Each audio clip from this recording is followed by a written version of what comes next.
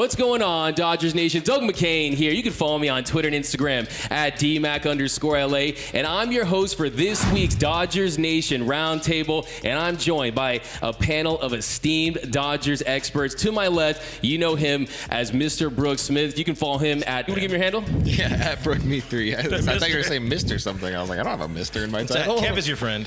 So we got Brooke over here. To my right is Eric Yulo, the host of 3 Up, 3 Down. You want to give me your handle? That is at EEULAU. And then over here, we have the lead editor here at Dodgers Nation, the host of the Blue Heaven podcast at Real FRG, Mr. Clint Pasillas. How we doing, gentlemen? I'm doing delicious. I don't know what that means, but I'm good. I'm happy we're here. I'm excited for a Doug-hosted DN Roundtable, episode 4. Episode 4, and we're going to jump right into it. So yesterday, the Giants, they took sole possession of first place in the NOS for the first time this season. As we speak, they're a half game up on the Dodgers, and they've gone off to a hot start. They're 13-5. If you look at a plus 45 run differential, last season at this time, they were 11-6 with a plus 8 run differential. To me, it's like the villain from season 1 coming back right before the finale. The Giants are back. Last season, San Francisco was a giant pain in the Dodgers' ass. I want to start with you, Eric. Do you think that the Giants will go wire to wire, toe to toe with the Dodgers in the NOS this season? Also, do you think that the NOS race will come down to the final week? I appreciate you think I'm smart enough to remember both questions. I'm going to do my best here. I stupidly said the Padres would be second in the NL West. Brooke over there said the Giants. He's going to be right. I'm already backing off my very poor prognostication there. But yeah, I think this team is going to go toe to toe with the Dodgers with all their duct tape, glue, and Feiharn ZD magic dust. They look every bit the part. I mean, you have a couple guys like Jock Peterson who's just playing out of his mind. He's got a 224. Weighted runs created plus 6 dongs, including an epic in your face to a fan in Milwaukee. Good. Shout out to the fans in Milwaukee, fine people. I think it is going to go wire to wire again, and I told myself I wasn't going to check the standings in April and start worrying about the Giants, but that is exactly what I did last night after the Dodgers' poor loss to the Diamondbacks. And I'll ask you, Brooke, let's talk about the Giants pitching. They signed Carlos Rodon. So far, he's been fantastic, just shoving in all of his starts. He's emerging as an early Cy Young favorite, a 1.17 ERA, a 43.2 K percentage. But if you look at his FIP this season, it's at 0.95. He's been outstanding. Tell me about this Giants rotation. Do you think they're better this year than they were last year? I think they are. And I mean, you're looking now at a bunch of guys who are not like flashes in the pan or like one-offs like we were expecting them to be. Mm-hmm. I mean, you look at Logan Webb, and he's very clearly made a statement with what he is and what he can do, and I think the Giants believe in him long term. Rodon is a guy we knew. We knew he was going to do well. We knew he was going to be an issue. I think the only question was, like, will he stay healthy? Alex Wood, even, a guy that we have no faith in, and as a starter, somehow is coming through and just dominating. So, you know, I think there's definitely something to that cheating lab they got up there. The good news is Alex Cobb is still not good, so, you know, at least they weren't able to make something out of nothing. Does throw hard all of a sudden, so that's interesting. DeSclafani has come back to earth as anticipated because he is not a good pitcher. So, with that being said, I would like to point out the reason why I was right is because I knew this starting staff was much better than that of the San Diego Padres. And that's my time.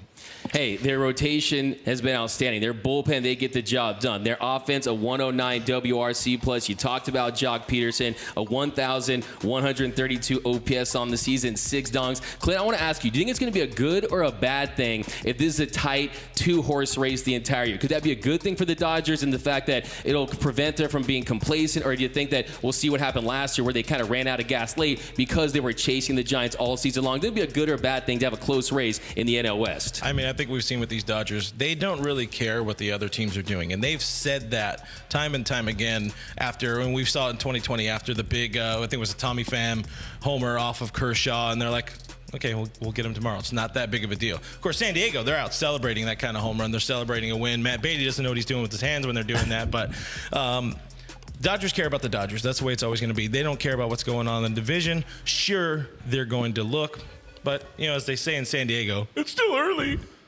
Yeah, it's still very early, but look, we thought we had slayed the Giants last year in the NLDS, and that was that. But no, they are the real deal so far early on this season. What is up with the voodoo magic in San Francisco? What are they throwing into the bay? I think they're sacrificing animals. I don't know what it is, but the voodoo magic, it's Farhan. I love the fact that we always call Farhan by his first name. It's like we know the guy. What up, Farhan? You know, I do the same thing.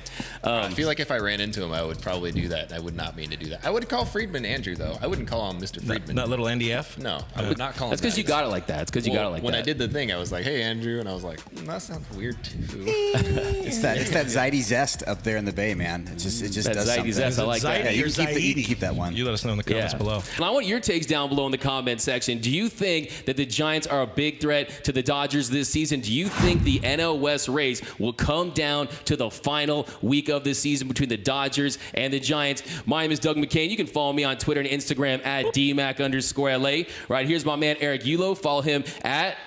You're not going to remember my Twitter handle twice? EEULAU. And then right here, the lead... I'm real FRG on the Twitter and the Instagram. You know, a really good Twitter handle. It's really good when you have to spell it for people. I'm at BrookMe3. Yeah, on get a better Twitter. last name, bud. It's open on his phone, too. I mean, that's the tough part. No, but I feel like for branding purposes, if you say it, it'll stick out better. I mean, he was ranked as one of the top 10 Dodger follows that you need to be following right now. true. Voted by me, a list that I made. So definitely go follow my man Thank you. at Eric Eulo. I'll do it for you right now at He's not even following. EEULAU. I'm going to follow you right now. but thanks for rocking with us, guys. As always, another episode of the Dodgers Nation Roundtable. We want all your takes down below. And until next time, stay with me, guys. Think blue, bleed blue, and we out.